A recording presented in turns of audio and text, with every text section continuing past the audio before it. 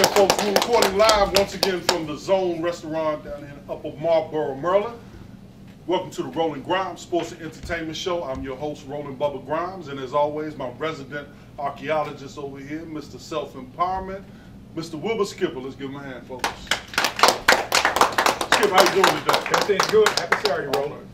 Glad to be here. Hey, folks, real quick, we have a dynamic show on tap for you today, as we've talked about on our website, and as we've basically told folks in person. We're going to pay a lot of attention to historically black colleges and universities here in the United States of America. We feel that they offer a tremendous resource to this entire nation and the world. And we want to make sure that they are highlighted, promoted, and that you folks out there have an opportunity to connect with them in a very, very intimate and special way. Having said that, these three guests have some affiliation, association, or affinity for these historically black colleges. On my far right and your left, right next to Mr. Skipper, is Mr. Richard McGee, who is currently associated with Howard University in a very, very powerful way. He'll tell you a little bit about that as we go. Next to him is Mr. Brandon Brown. Brandon is actually a junior right now, rising senior at Winston-Salem State University, if I said that correctly. Yes, you did. And he's very involved with the athletic department there as an aspiring athletic administrator.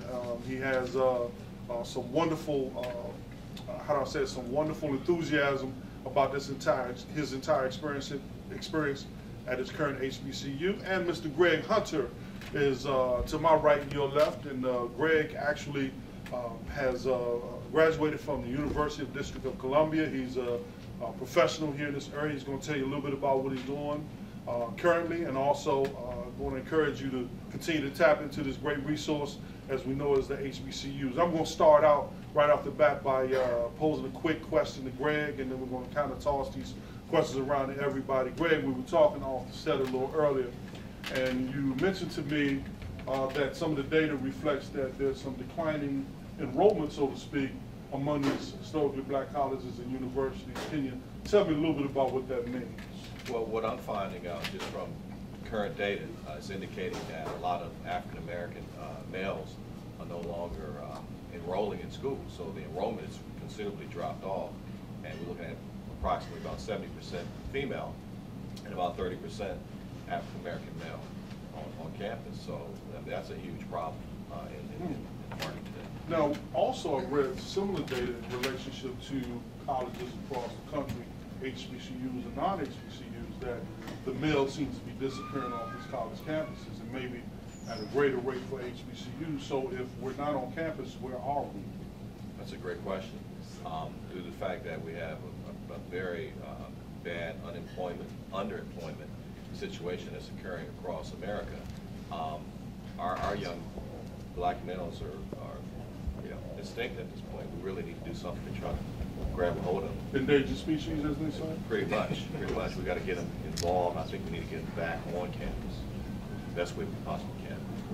Now, you're doing some things right now, if I understand correctly, to help buoy and strengthen some of the opportunities for people at HBCUs. Can you tell me a little bit about what some of those strategies that you're involved in right now Gotcha. encompass? Well, actually, I'm an executive director of fundraising for a company called Starting Energy, and I work very closely with HBCUs throughout the area. And basically, we have a program that's designed to help them to raise money through their alumni and associations, as well as other memberships that they're involved with. So it's designed to help raise money through energy savings. Super. Now we want to talk about that a little bit more, because raising money through energy savings, that's an interesting concept. I'd like to hear a little bit more about it, because I'd like to save some money, raise some money through energy savings as well as an individual. If I can contribute to the cause, I think it's a great thing. Hey Skip, before I call you in on it, I want to ask you very quickly, Mr. McGee, you're a lifelong Bison. Absolutely. Tell us where that relationship started. It started in 1970. I received a scholarship to play college football at Howard.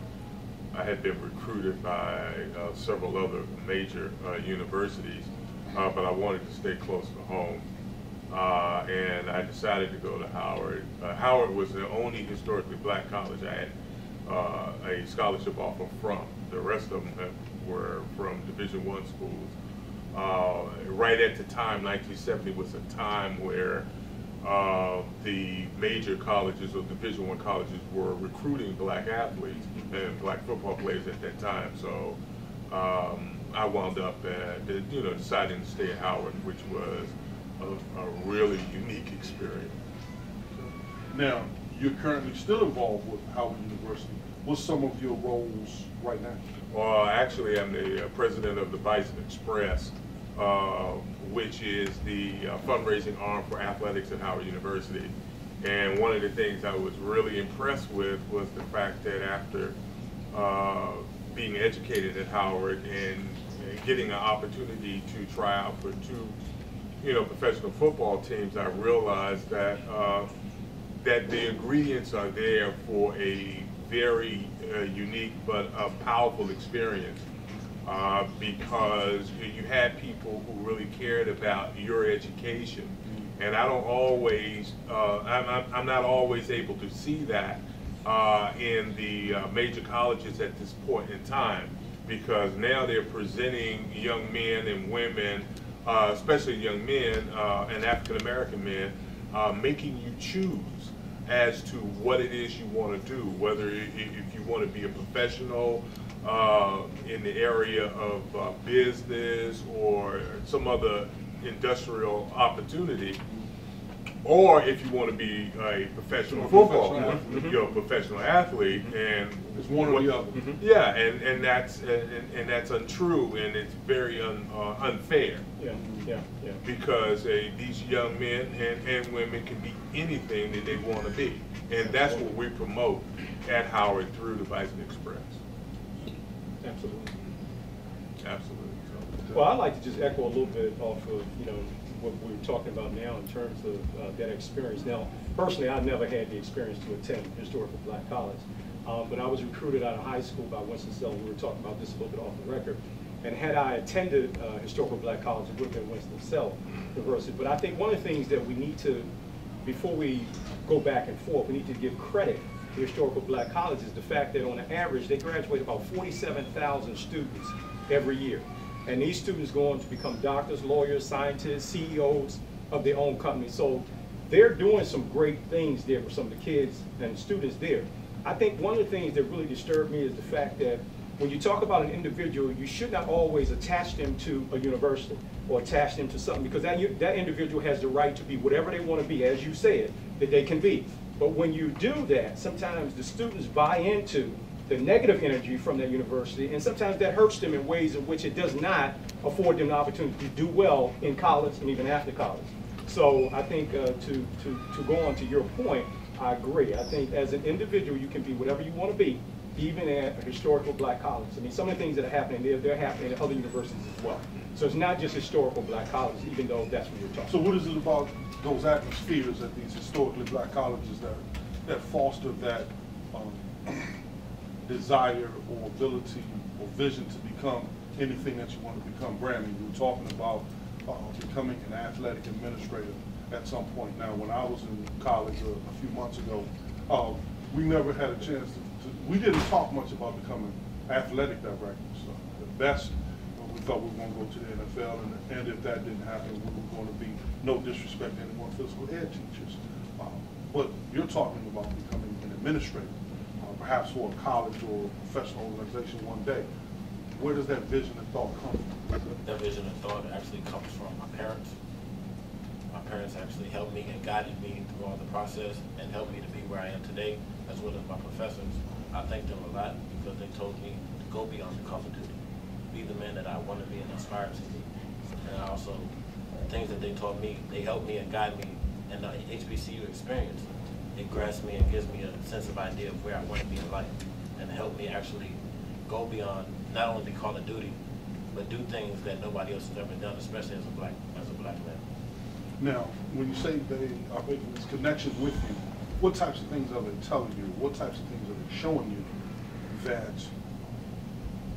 make you want to go beyond Call of Duty? No problem. Well, it's guidance. guidance from them, teaching me how to be and where do I want to be. Okay. Basically things as far as looking at not only their HBCU experience, but comparing it to mine and the young generations, looking at older generations and comparing it, and also seeing things that I can change within the university to help me become a better person as well. Now, do you have to sit down and listen to some of those old-time stories Oh, that yes, you tell? always, always. Very powerful stuff. Always. Man, my students hate to hear my stories. Greg, real quick, before we take our first station break, you're involved with and you're communicating with these schools on an administrative end, perhaps also with some of the boosters, or kind of clarify some of that. How receptive, how energetic are individuals within these institutions about creating the commercial, industrial opportunities that await them? Do you see it moving in the right direction, or are there still some stumbling blocks, some learning curve that you're going through? Man, that's a great question. Yeah, I thought so. That's what I thought of. Okay. Well, to answer your question, I see it in twofold. Just working with a lot of VPs of institutional advancement within these universities. Most have been very receptive to helping them to raise dollars, because each week, each day, each year, dollars are, they're being depleted. The budgets are being depleted, but the rise of running the buildings and running the schools, The cost is going up. It's going up. So I've seen it in two ways. Again, most of them are very receptive. Some of the HBCUs that I've been to talk with, unfortunately, have not been receptive to what we're doing, which I found to be a little ironic, a little strange, to be honest with you. And I don't know what that reason may be, but I think some of the old school mindset, mentality of maybe some of the individuals that are running departments may need to move on. Okay. Quite candidly. Okay. When we come back, we're going to talk a little bit about that old school, new school mesh, both for the students and for the individuals who work within these institutions and who represent them. When we come back on the Roland Grimes Sports and Entertainment Show, we're going to take a quick break. We'll see you in a minute. Thank you. Thank you.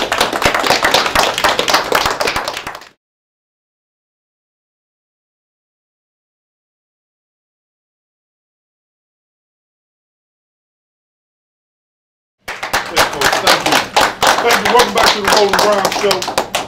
We're going to continue our discussion about HBCUs.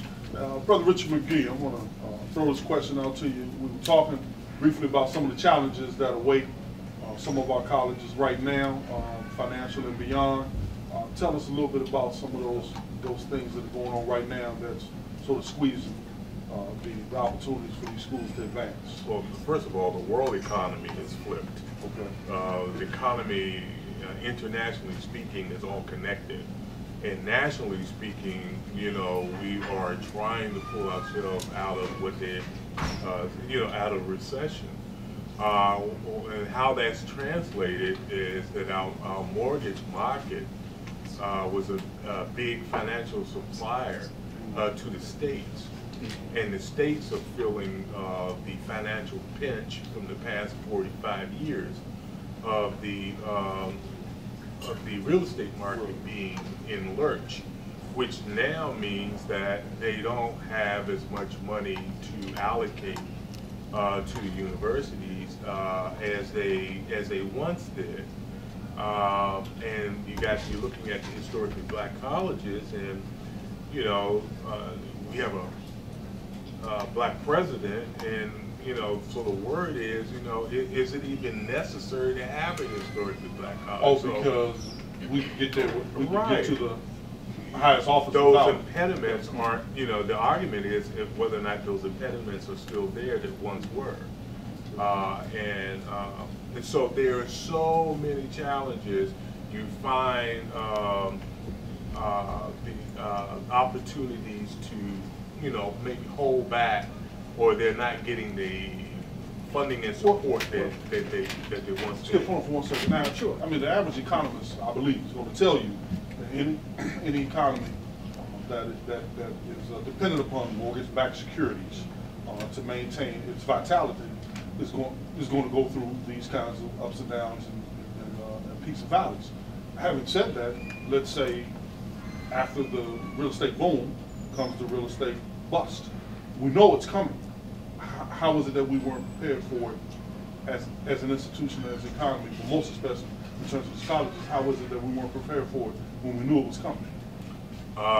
That's a very good question. As a matter of fact, it's a question that I was talking about as early as yesterday with someone. I said, even you have those in the real estate market who consider themselves experts and, you know, make their living at selling real estate and so forth.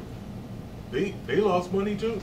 They lost a tremendous amount of money. And you say, for the average person who is not a professional, if these people lost money and they work in it every day, and yet for some reason they couldn't see that bubble shaping up, Right, you're gonna have collateral, and then position themselves for it, then what in the world was going on at the time?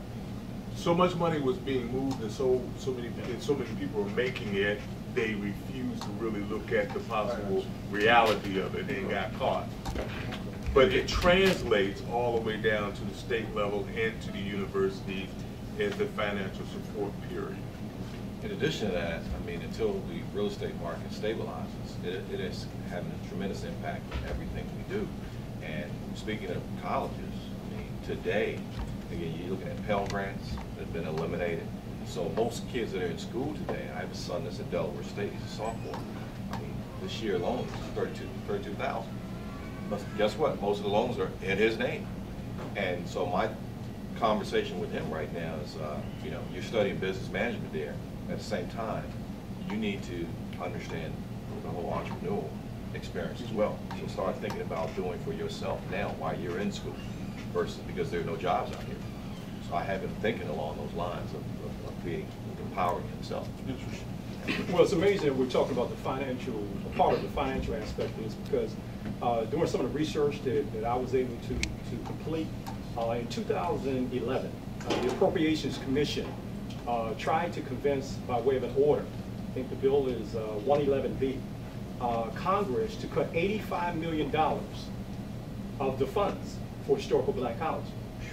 $85 million was suggested to be cut by Congress. Okay, now, we know that the economy took a turn for the worse, but this happened in 2011. Now, since that time, President Obama, through his new initiative, he has signed an order to help strengthen historical black colleges in every way that he can. Now, my question is, okay, so we're talking about the funding aspect of it. Are there some other things that we need to talk about as well? So like the administration. I mean, could there be different things done with the administration in terms of diversity, you know, with the kids and things of that nature? I mean, I think there's some other things that fall into this big pot that we're talking about that we need to double into as well. They changed the standards on the FAFSA as far as how students are able to get financial aid. They have changed the GPA, the grade point average, as well as the volunteer hours as well. There's a certain curriculum that you have to go by in order to receive financial aid now, because they're tired of students wasting their time, and they're tired of people putting in time and wasting an investment when they should be in school. The whole thing is that students nowadays spend money on things that they don't need to, as far as refund checks. They spend that on things that they don't need to, like cars, houses, clothes, and things like that, when you don't need to at all. You need to spend it on enhancing yourself and investing in yourself for the long-term goals of yourself. Now, you work very closely with different divisions and different departments at your college. Correct. Okay. Now, what are some of the things that are going on? Like, for example, you're involved with compliance. Yes. And you go to, if I remember, you go to like the CIAA tournament and you deal with some of the uniform of the players, etc. Well, Nike or someone is sponsoring these things. How do those relationships work? Well, those relationships coexist. Both of them have a responsibility of each other. They both depend on each other. As far as Nike depends on the CIAA as well as the CIAA depends on Nike. Really? Because they both are an investment on each other. Okay. You're investing in Nike as well as you're investing in the CIAA and investing on another student's education. Okay. So you basically, when it's come to the breakdown of it, you're breaking down, okay, a black man, okay, or a black woman. You're basically breaking down a student with a sponsor. Okay. So that's what it is. So you're connecting the student and a sponsor for the benefit of the program? Both for the benefit of the NCAA. Okay. Now, Richard? Yeah, Roland, I was just listening to talk, and one of the things that came to my mind, one of the areas that I've been made aware of at Howard, you have students, because of the continuous tuition and expenses being raised every year, you have more and more students running out of money in the middle of their education. More and more students, the numbers are increasing that they can't finish their education. You have people who've gone, freshman, sophomore year, junior year, they're out of money. Where they started as a freshman, and the amount of monies that it costs to get that education for that particular year. And so the universities are working feverishly trying to figure out how they can support these students and come up with the money to keep them in school. Okay, so let me ask this question. Now, when you have the real estate bust, let's say, for example, a house that cost, that you bought for $700,000 5 years ago, you may be able to sell it right now for $250,000. So, do we anticipate that tuition costs are going to deflate as well? Are they going to go down, reflective of what's going on in every other part of the economy? Greg, tell me something good. I wouldn't think so, Roland. That's a great point. I mean, because when you look at it, the cost of education is continuing rising, and kids are indebted. And the resources They're indebted. When you get out of college today, you're looking at a $200,000 bill. You follow me? So think about that. So you can't go to school and get an education these days. But when you come out of there, you can't find a job. You can't do things like that. That's why I'm talking about the entrepreneurship thing. Start doing for self, so that you can start paying these loans back. Because that's debt over your head the moment you graduate. Think about that. I mean, I live That's in a big problem. to some extent, but so the cost? Why can't the cost of education go down? Why does it have to continue to go up? Yeah, I mean, that's a real good question. I mean, they keep saying it costs more and more. You understand, to run the university, to run the college, to pay the instructors and the professors and the tenure and all of those things cost money. It's also the retirement packages and pensions and all of those things keep adding up. Maintaining buildings, all kinds of things. But let's go there. So now what happens is, if I hear you correctly, you have the golden parachutes that are a part of the administration. You have rising salaries with everything from coaches to presidents and other administrators within a university. But by the same token now, you also don't need the brick and mortar as much as you used to. You don't have to run the facilities as much as you used to, because now you can present these classes online.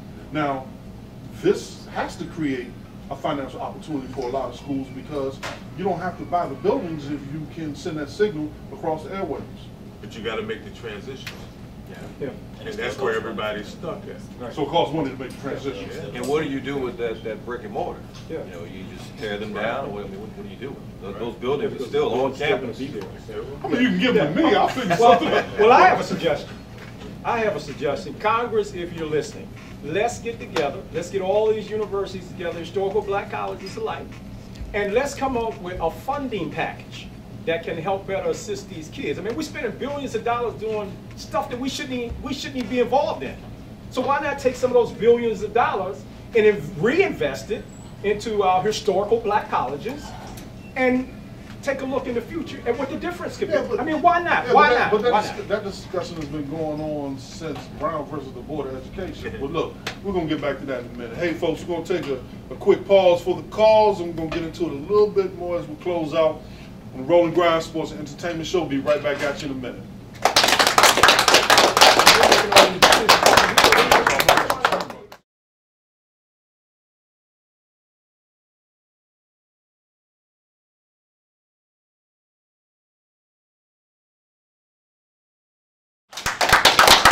Thank you, folks.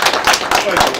I'm back here with my favorite singing group, the Talking Heads, and we're going to get into it a little bit more with this HBCU. Hey, Richard McGee, I'm going to come to you. Now, you're involved with fundraising right now for the Bison. Say that to me again. It's the Bison? It's the Bison Express. BisonExpress.org. And that's the website, and Bison Express at AOL.com if you want to send me a message.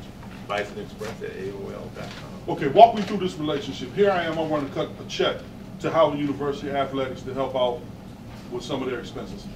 Walk me through that process. Basically, you can contact a Bison Express member. There is a very simple form. You can also get that form online. But what it does, it gives you an opportunity to support the activity or athletic program you want to support, which means you can give to, let's say if you decide to give $200, you can decide that, you know, I want to give it to the bowling team. I want to give it to the band. I want to give it to the cheerleaders. And that's what we do. We try to encourage people, alumni, and just the general community, because what we say to the community is, Howard is yours too. It's been in this spot for over 140 years. Now having said that, now this is a layperson talking. I flip through the channels, I surf the net, and I don't see a lot of historically black college sports on the networks like I do others. Sure. Why? Apparently, it's the level of quality of athlete at this point in time. And I say that because in the 1970s when I was playing, we had the greater quality athlete at historically black colleges at the time. Just like the Negro Baseball League. Exactly. Okay, but television had not assumed the responsibility of giving us a fair share. So now, because of all the media and the opportunities you have to be on so many various channels, the opportunity has presented itself. But now, because of the bigger schools now siphoning off the very best of our athletes, not quite leaving the historically black colleges the level of athlete that it once had. So it might not be quite as appealing to the masses, or selling it to the masses, you know, as it once was. You look at the University of Alabama, they had 5 guys drafted in the first round this past year. Well, so let's go there. So why not build a 92,000 seat stadium and let's do business? Why not? HBCUs don't have the money as well compared to the schools. Exactly. Resources as well.